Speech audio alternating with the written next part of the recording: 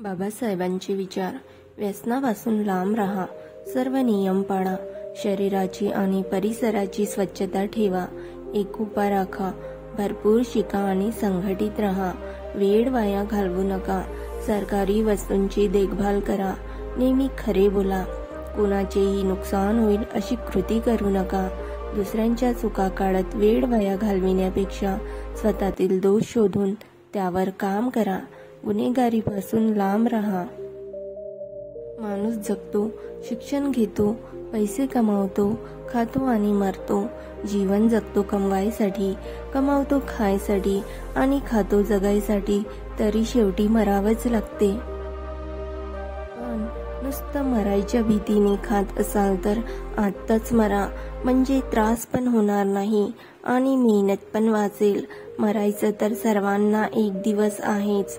या पलीकडे बाबासाहेब म्हणतात, जगायचं असेल तर आपल्या परिवारासोबत समाजासाठी पण जगा. जीवन जगायचा एक उद्देश बनवा. तुम्ही जे जगता, शिक्षण घेता, पैसा कमावता, मोठमोठ्या हुद्द्यावर पोहोचता, त्याचा उपयोग फक्त स्वतःपुरता करू नका, तर गुलामीच्या जंजीरमध्ये जकडलेल्या या समाजाला त्यातून मुक्त करायसाठी लढा द्या.